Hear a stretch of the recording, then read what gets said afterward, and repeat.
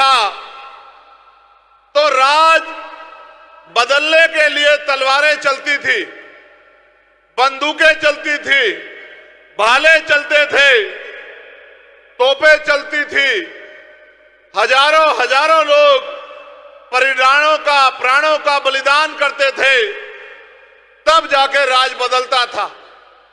धन्यवाद दीजिए डॉक्टर बाबा साहब अंबेडकर का, जिन्होंने हर बालिग व्यक्ति की उंगली में वो ताकत दे दी है कि बटन दबाओ और राज बदल दो।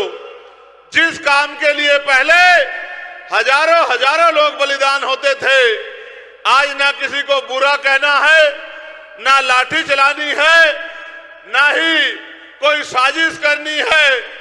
बस अपने विचार को जनता के बीच ले जाके जनता को तैयार करना है और लोगों को विचार के आधार पर संगठित करना है। आज इस प्रदेश में अलग अलग विचारों के दल काम कर रहे हैं। जहां कांग्रेस के लोग अपने विचार को लेकर आगे बढ़ रहे हैं, वहीं भाजपा के लोग अपने विचार को लेकर आगे बढ़ रहे हैं। वही मैं और भाई दुष्यंत चौटाला, जननायक ताऊ देवीलाल और मान्यवर काशी राम साहब के किसान कमेरा की एकता के राज को आगे लेके चल रहे हैं।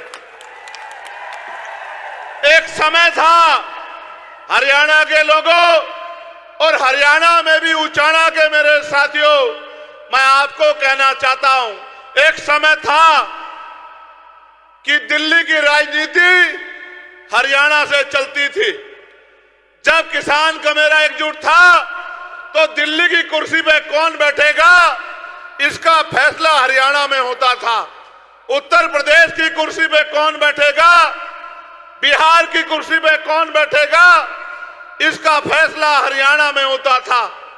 लेकिन आज हरियाणा की कुर्सी पे कौन बैठेगा इसका फैसला दिल्ली से होता है कि 9.5 साल कौन बैठेगा और बाद के 3-4 महीने कौन बैठेगा और आने वाले कल में कौन बैठेगा।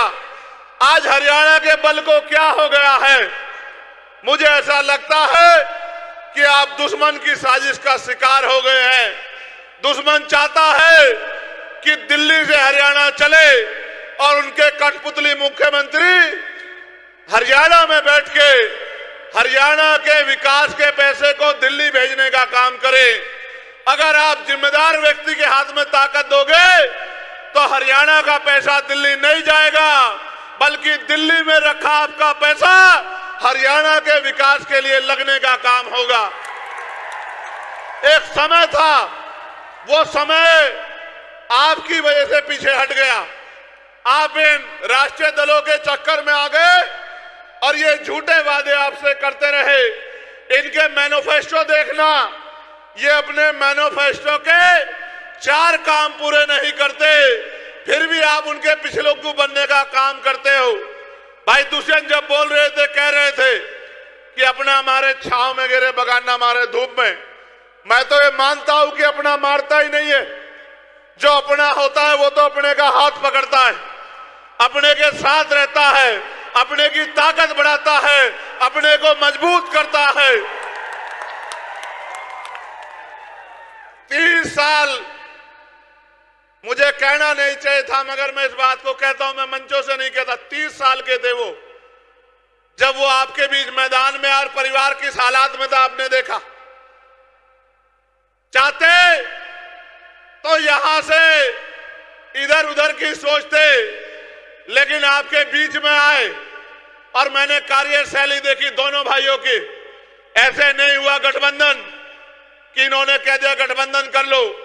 जो काम इन्होंने किया, जैसे 32 दांतों के बीच में जीभ रहती है, इस तरह से जो काम इन्होंने 4.5 साल में किया, उस काम को पैमाना बना के लाइंस हुआ कि इस काम को अगर आगे बढ़ाया जाए तो हरियाणा के एक घर में खुशहाली आ सकती है, हरियाणा के किसान कमेरों की बात दोबारा मजबूत हो सकती है।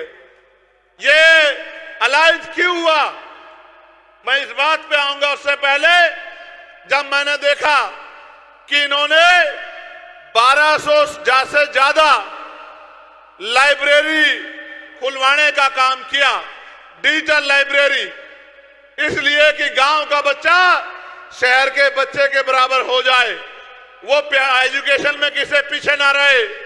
फिर एक गांव में हम गए, प्रचार में थे, वहां की प्रत्याशी भी यहां बैठी हमारी बहन, गांव के लोगों ने गाड़ी रोक ली। मुझे लगा कि शायद कोई नाराजगी होगी, मुझसे कहने लगे गाड़ी से उतर जाओ। मैंने कहा बताओ क्या बात है कि गाड़ी से उतर जाओ। मैंने कहा कि भाई प्रचार आज इस गांव में नहीं अगले में है। बोले एक बार उतर जाओ 2 मिनट के लिए, मीडिया के साथी दिखाना इस बात को जरूर। हम उतर गए, वो लाइब्रेरी में लेके गए, बेटियों की लाइब्रेरी अलग और बेटों की लाइब्रेरी अलग। फिर मिठाई ले आए। मैंने पूछा कि मिठाई क्यों दे रहे हो, तो उन्होंने कहा इस लाइब्रेरी की वजह से 18 बच्चे सरकारी नौकरियों पे गए। तो मुझे लगा कि मैंने जो हाथ पकड़ा है वो सही हाथ पकड़ा है। हमने मैनिफेस्टो बना बैठ के, मैनिफेस्टो में आपके लिए मैनिफेस्टो पढ़ना। मैं नौजवान साथियों से कहूंगा जो बेरोजगार घूम रहे हैं, जो अच्छी शिक्षा चाहते हैं, यहां की जनता जो अच्छी हेल्थ चाहती है कि चिकित्सा व्यवस्था अच्छी हो, हमारा मैनिफेस्टो पढ़ना कि हमने अमीरों को ताकतवर बनाने के लिए मैनिफेस्टो बनाया या गरीब की कटती जेब को रोकने के लिए और गरीब के जेब में पैसे डालने के लिए मैनिफेस्टो बनाया। पढ़ना आप लोग। तो मैंने तो बात की इनसे और बात की तो एहसास हुआ कि उनके मन में हरियाणा को लेकर एक सपना है। जिनके भरोसे चुनाव लड़ा, जिनके लिए दिन रात मेहनत की, जिनके लिए वोट मांगे, वो तो उसी दिन हाथ छोड़ के चले गए थे जिस दिन राज में आने के लिए सरकारें बनने का फैसला हो रहा था। उन्होंने भी उनके साथ आगे बढ़ने का निर्णय लिया। 6 महीने पहले सरकार छोड़ी। उचाना के लोगों आप बताओ, अगर सरकार छोड़ने के बाद क्या भाजपा की सरकार यहां गिर गई या चली? बताओ, गिरी या चली? चली ना। तो इसका मतलब अगर ये परिवार, और मैं धन्यवाद दूंगा अमरजीत ढांडा जी का कि वो एक वफादार सिपाही की तरह इनके साथ खड़े रहे, अपनी पार्टी का झंडा डंडा पकड़ के रखा। मैं तो जानता हूं, मेरे साथी यहां खड़े हैं, एक एक दिन मैंने जिस दिन उनसे कहा कि मुझे उचाना चाहिए, उस दिन से लेकर आज तक उन्होंने पीछे पलट के नहीं देखा और दिन रात एक कर दिया। तो ऐसे हालात में निर्णय लेके आपकी सेवा के लिए आगे बढ़े। अभी आपने देखा 2 दिन पहले किस तरह का माहौल बनाया गया। गाड़ियां तोड़ने का प्रयास, डराने का प्रयास। आपको लगता है कि हम डरने वाले लोग हैं? आप बताओ, डरने वाले लोग हैं हम तो वो है जो बंजर भूमि का सीना चीर के फसल उगाते हैं। हम किसान कमेरे लोग हैं, जहां जानवर भी नहीं रहता, अपने पसीने से खून से वहां महल बनाते हैं संघर्ष करके। हम तो संघर्षशील लोग हैं। इनके डराने से मैं डर जाऊंगा? इनको एहसास नहीं कि मैं जिनमें पैदा हुआ हूं, अगर मुझे कील भी लगेगी तो वो इसका सारा जवाब वोट की चोट से देंगे। ये गलतफहमी में है। ऐसे गुंडे और ऐसी गुंडागर्दी मैंने बहुत बार देखी है। ये नहीं जानते कि मैंने तो आत्मसम्मान की लड़ाई लड़ते हुए, अपने लोगों की स्वाभिमान की लड़ाई लड़ते हुए 16-16 महीने जेल काटी है, कभी उफ तक नहीं कहा। दिल्ली में जब गुरु घर टूट गया तो 66 दिन तक जेल काटी। एनआरसी में 29 दिन तक जेल काटी। और जब मैं जेल में था और सदगुरु रविदास जी महाराज का अपमान हुआ, मैं धन्यवाद दूंगा कि 5 एकड़ जमीन में सदगुरु जी का गुरु घर बनाने की घोषणा मेरे भाई दुष्यंत चौटाला ने की। एक तरफ ये निकम्मी सरकारें, भाजपा की सरकार जो तोड़ने में हिस्सेदार थी, और दूसरे लोग जो ये कह रहे थे कि ये बन नहीं सकता है, तो आपकी ताकत थी कि सुप्रीम कोर्ट से भी और केंद्र की सरकार के जबड़े में हाथ डाल के पुनः अपना गुरु घर छीनने का काम किया। मैं आपसे कहना चाहता हूं, मेरे लिए हर दिन संघर्ष है और मैं जो आज हूं वो आपकी बदौलत हूं। जब ये पूरी राष्ट्रीय पार्टियां मुझे हराने के लिए नगीना में एडी चोटी का जोड़ लगा रही थी, जो आपकी हितैषी होने का यहां दावा कर रहे हैं, वो आपकी इस मजबूत आवाज को खत्म करने के लिए एडी चोटू का जोड़ लगा रहे थे। चाहे एनडीए अलायंस के लोग हो या इंडिया अलायंस के लोग हो या अन्य पार्टियां हो, जैसे आपने उनकी वहां जमानतें जब्त करके हमारा लोहा मनवाने का काम किया था, उचाना में भी उनकी जमानतें जब्त करके भाई दुष्यंत जी को असेंबली भेजने का काम करना। जहां दिल्ली में खड़े होके मैं आपके अधिकारों की रक्षा के लिए, किसानों के लिए, पहलवानों के लिए, तमाम तरह से अंतिम व्यक्ति के लिए दिल्ली में आवाज उठाने का काम करूंगा, आपकी ताकत बनके, आपकी लाठी बनके इन सामंतवादी सोच के लोगों को जो गुंडागर्दी कर रहे हैं, इनको जवाब देने के लिए मेरा भाई दुष्यंत जो है असेंबली में दहाड़ने का काम करेगा, आपकी ताकत बनने का काम करेगा। आप मुझे और दुष्यंत को अलग अलग मत मानना। आप जानते हैं हम स्वाभिमानी लोग हैं, अगर जबान देते हैं तो जान देते हैं, हाथ पकड़ते तो छोड़ते नहीं हैं।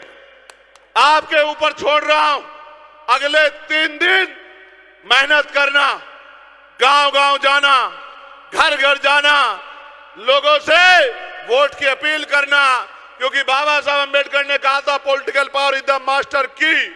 राजनीतिक सत्ता वो चाबी है जो आपकी सारी समस्याओं का हल कर देगी। अगर अगले 3 दिन आपने मेरी बात पे पहरा दे दिया और घर घर जाके अलग जगह दी और वोट की अपील कर ली, तो किसी की हिम्मत नहीं है कि आपका प्रत्याशी यहां किसी से पीछे रह जाए।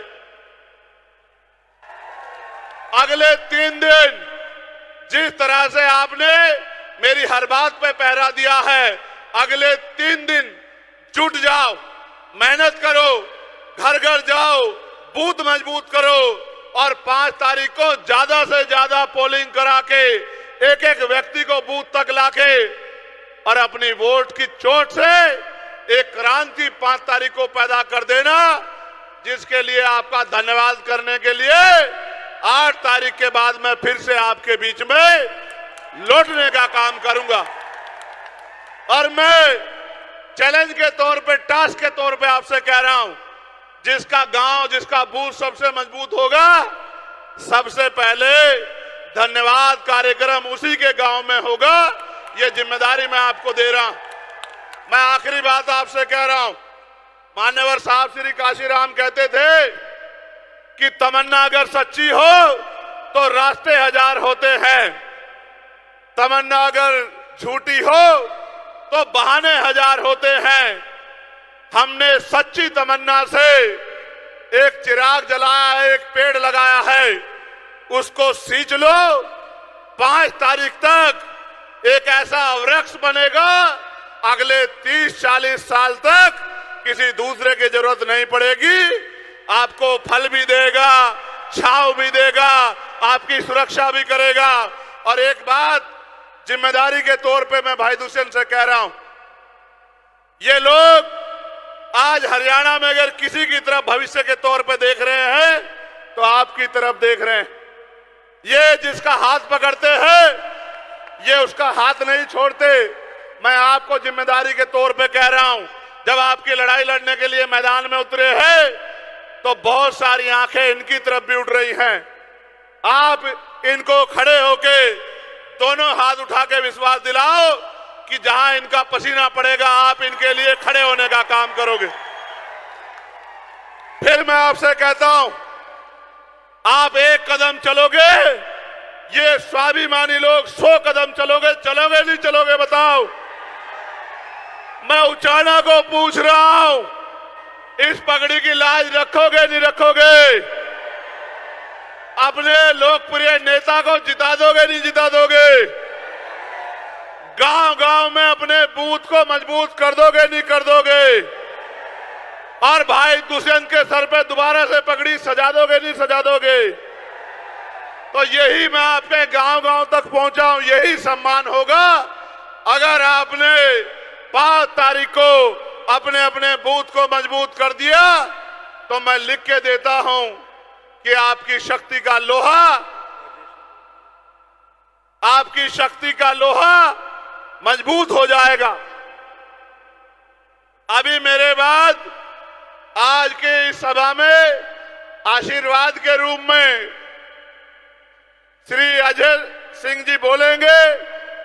तब तक मैं यहां उपस्थित हूं, आप उनको सुन के जाना, लेकिन मेरे साथ एक बार जोरदार नारा लगा दो, जय भीम, जय भीम, जय भारत, जय भारत, जय संविधान, जय संविधान, जय जवान, जय जवान, जय किसान और महिला शक्ति जिंदाबाद। आप सबके लिए मंगल कामनाएं। बहुत बहुत धन्यवाद। आप सभी का आभार।